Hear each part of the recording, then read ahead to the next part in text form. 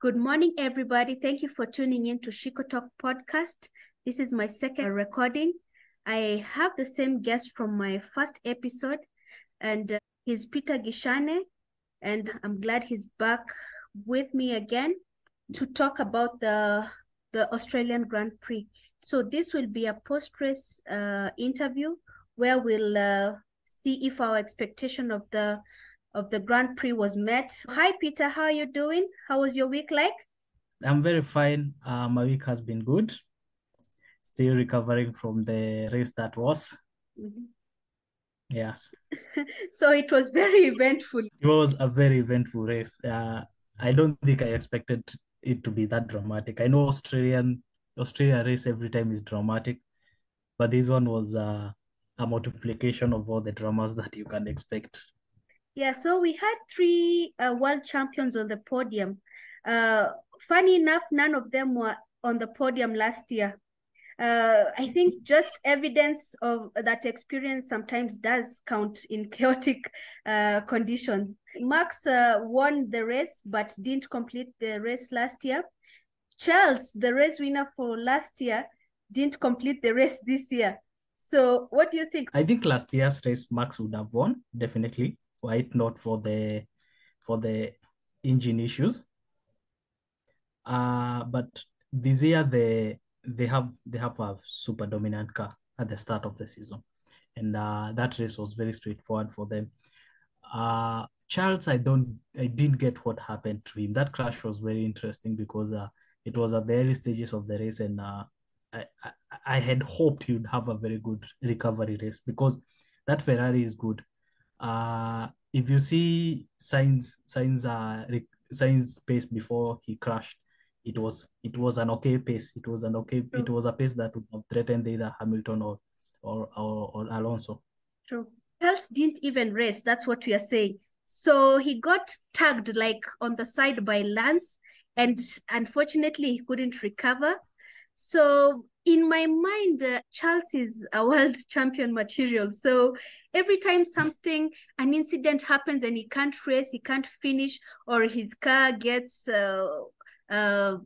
mechanical issues, my heart really sinks because even quali, you remember last time he got pole position. This time even quali, he wasn't really good because he didn't get like one, like it was Red Bull and Mercedes on P1 to P3. So Yeah, what do you think happened to him this year?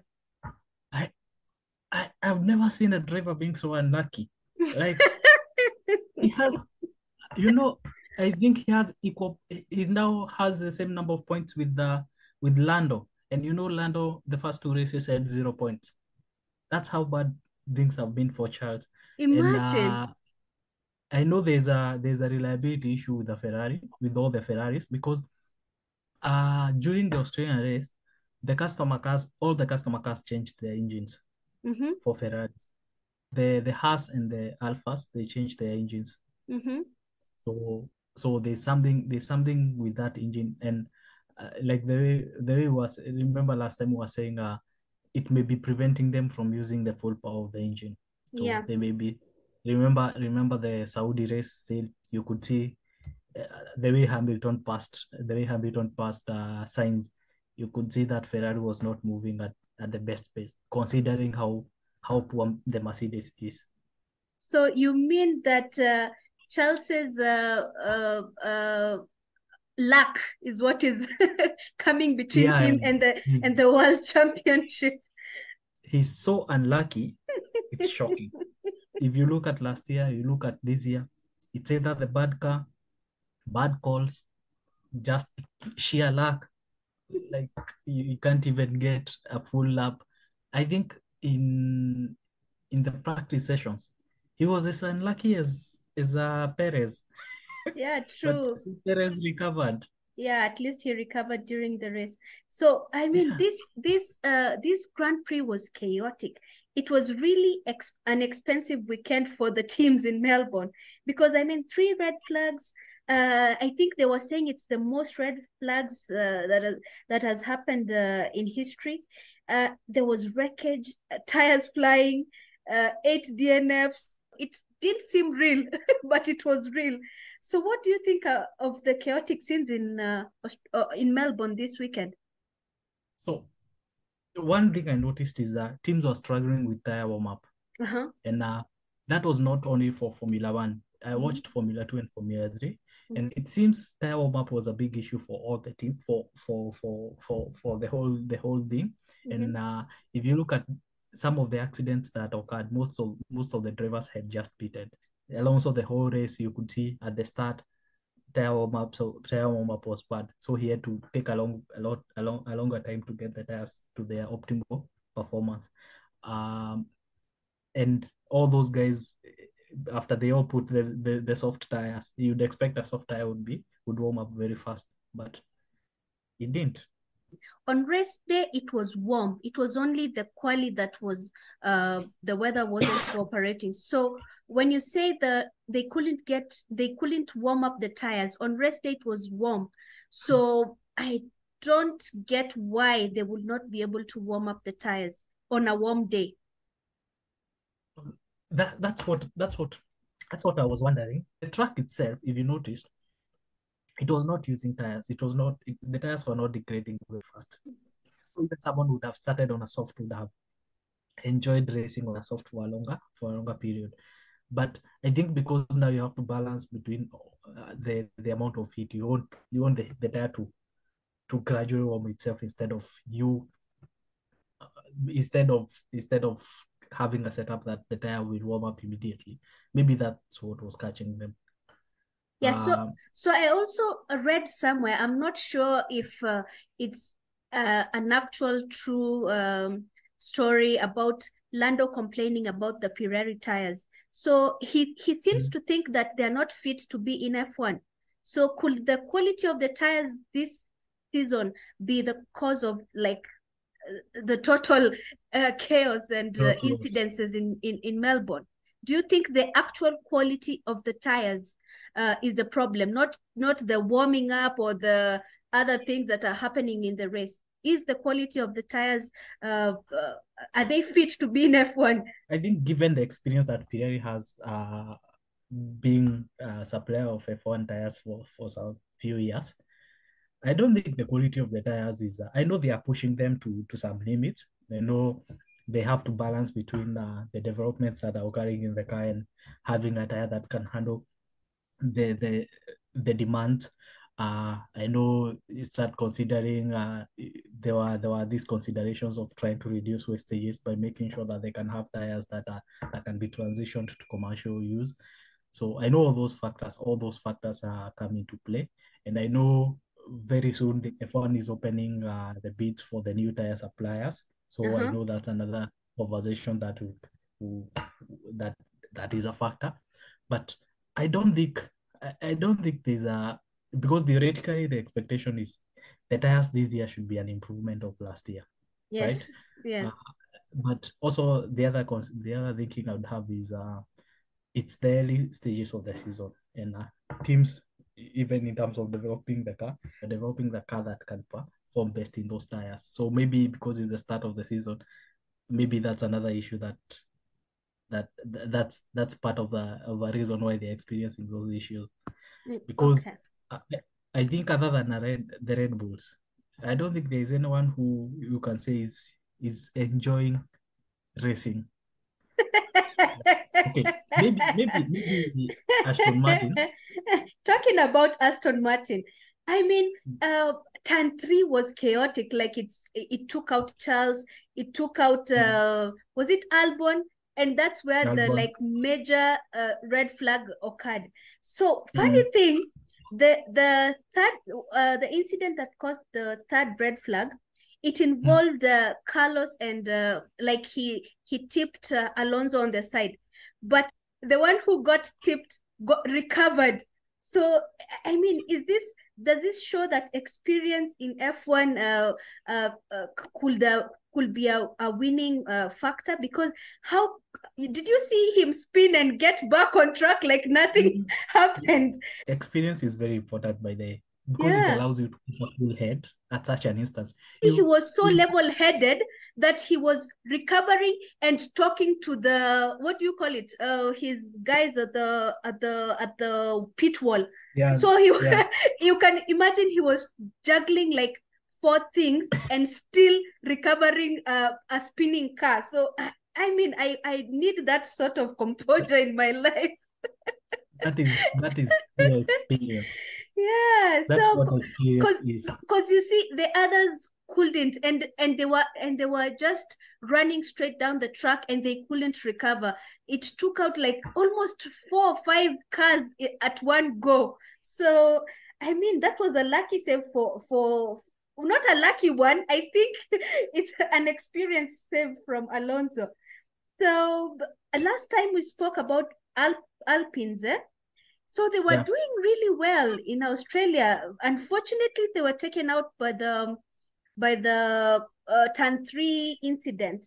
How do you think they performed in Melbourne? Uh, Considering Ocon started out of the top 10, yeah. I think he started 11 or 12. Mm, And his recovery was so good. mm, With all the incidents that happened, he was before they crashed, they were going they, I think they were ahead of Perez. And mm, Perez was like the fastest driver on, like, Perez was on another level. mm. But that shows how fast that Alpine can be. I Actually, think Gasly was doing well. He was holding on to P5 for the longest time. yes, and you remember how long it took Sainz to pass him? True. Gave him some bit of trouble there. Yeah, like Sainz would have expected. I would have expected by maybe lap 15, Sainz would have been fighting Hamilton and Alonso, but he took forever.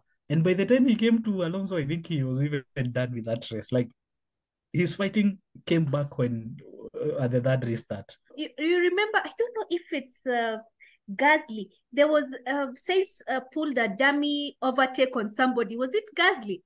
Because Yeah, it he was wasn't Gasly. he wasn't able to overtake him until he got cunning and did a dummy overtake so that Gasly goes on the left and he went on the right. That was pretty cool to watch. I think that was the pass of the race. Oh, Okay, okay. there were good passes by Perez also, but Mm-hmm. Perez was fighting weaker cars. Like, he had a Yeah, superior car to those true, delayed passes. true, true, true. But if you look at the Ferrari space in the race and the Alpine space, that was for me Actually, the the only pass of the the only driver that Perez had a hard time passing was actually Lando. You remember? yeah. It's only Lando that gave him a bit of a run for his money because every other driver he was allowing him to pass because they couldn't Mm. do much. So what I noticed is, you remember that, if you want to know the power of that Red Bull, Mhm. the pace. You remember that point where Hamilton was passed by Max? Yeah. Af- Whoa. Before the end of that lap, Max was already plus 1 second ahead. Point, not, especially I think it especially was if point. they open that DRS like it's a rocket ship. The car was their max speed, I think, went to 320 something, My 325 goodness. when he My was goodness. passing Hamilton, and Hamilton was 298. Like, even if Hamilton didn't have DRS, but without DRS, they were saying the car was 7 kph faster than all the cars on track. And with the DRS, it was 14 kph faster. So Whoa. that guy is that So, guy is on another level. but talking about Mercedes, I'm sure you're very Mm. happy that being a Hamilton fan that he got P2. I mean, we didn't expect that kind of performance from Mercedes, seeing that they were unable to push in the first two races. So, what do you think about the Hamilton performance in Melbourne? So I'm very happy. I'm very happy. I was relieved because I was expecting the worst, especially after FP2 when Hamilton and finished Yeah. P14. Mm-hmm. And FP3 he was, I think, like P10 or 11. because the FP2 was very disrupted, so FP3's schedule had to change. But regarding the way the team performed, even Russell was very fast. Like Hamilton got Max on the first turn on turn three. You remember Max complaining, saying that he was pushed off the Yeah, track, I but remember. it wasn't an issue. But the thing that is worrying me is what if it's a track specific performance? Remember last year we had such performances in Barcelona, track specific performance, in Zandvoort, track specific performance, but not general performance. Like in all tracks, we are performing well. I think this was a proper race circuit race, right? So do you think the Mercedes performance is a fluke, like it's just track based? I suspect that, and Melbourne is also a semi street circuit because I think one part of the track is used as a public road. You can call Saudi a street circuit. Definitely Baku will be a street circuit. Miami, half of the track is like a street circuit. So I think the only way we can know whether we have gained our performance back is looking at our performances in Baku and Miami. But I'm also happy about this performance because, as you're saying, the Mercedes drivers were able to edge out the Red Bulls, especially at the start. So can you imagine if they get that kind of power in the next races, it could be something to watch out for, because every restart, even the start, like lights out, the first restart, the second restart, I think they edged out the Red Bull. Very true. There's someone who mentioned something. I can't remember who said it, and it's a truth. Mercedes may have the strongest driver pairing in terms of having two drivers who can both compete for wins. Like they can both compete for wins with the right resources. And if the team changes, brings the new car, and that car is good, I can assure you, we are going to push those Red Bulls very, very much. We'll have both drivers who can win. The problem is making sure that those two drivers are working together. At the start of the race, after Hamilton got Max, you had Russell started shaking, saying that he's being pushed by his teammate. I heard. He's not happy about his teammate trying to chase him down the race. Yes. So you see something like that, he needs to develop that calmness of knowing first team, you have to make sure that you protect the team, and you have to make sure that even as you're competing with your teammate, don't show that frustration, because that frustration starts creating resentment, and resentment grows, and then you can't work with someone, right? Yeah, true. So George had an emotional race, yeah. So at one point you're saying he was saying his teammate is chasing him down. There was one incident where I think it was the first red flag. So he was up and going, then the red flag came, and he felt disenfranchised by it. Honestly, having watched Formula 2 and Formula 3 during the same day, the only red flag I can say was necessary was the K-Mag's accident.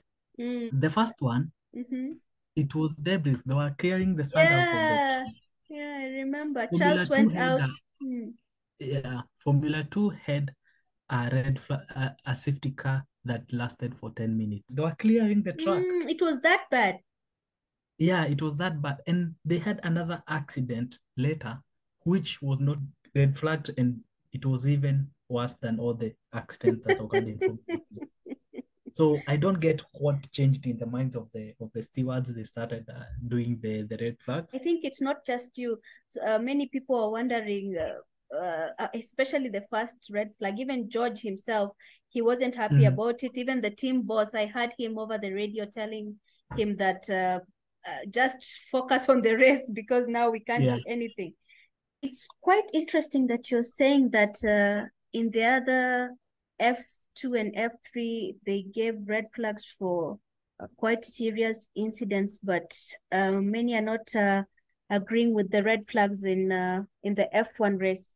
So anyway, I think it affected George because he had a good start, but also a Mercedes on fire. I've never seen a Mercedes on fire.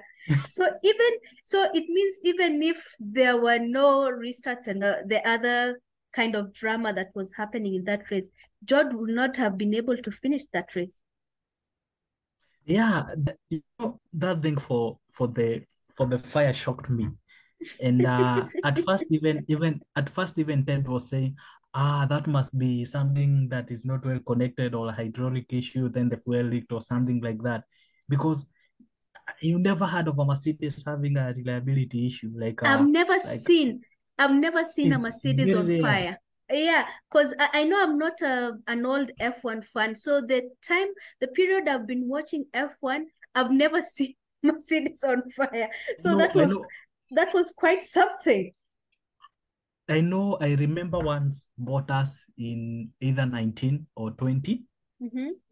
I can't remember any other time. Was it on fire or it had mechanical issues? Me, I'm talking about like fire coming out of a car. Eh, I think I only saw the other one that was prominent for me was last year's Saints issue. You remember the way his car was engulfed by fire, and it seemed to be the same place that George's car got fire. that's an engine issue. Mm-hmm. It was the science one was in Austria, I remember. Mm. When he tried to park it on a slanted place and then started moving backwards. Yes, because I think it's a very dangerous situation when a car like that is on fire. Yes, there was also last year. Also, there was a Honda. This guy Gasly when he was on the pit. Mm-hmm. Remember? I don't know whether you remember. I think it was a practice session. Mm-hmm. Then, when Perez was in Racing Point, Mm-hmm. which was a Mercedes engine, Mm-hmm. there was a time in I think either Bahrain or Abu Dhabi at the near end of the season. But that one can explain because the teams have overused all their resources. Yeah, But this was yeah, at the true. start of the season. I don't know. I hope they figure it out. But you said you're a Hamilton fan, so you are okay with. Uh, I'm sure you would have been happier if he won the race. But I mean, he tried and he did really well. Because I remember even his colleague, world champion, was saying that he tried to force a mistake from him the whole race, and he couldn't. So You Hamilton did know, really well. His fans are excited about P2. Unfortunately, it's P2. I hope he gets P1 soon. But what do you think? Can they get that car to P1 in the near future? you know what? One of the reasons why Alonso was saying that Hamilton drove like a champion Yeah. because Alonso tried all the tricks in the book.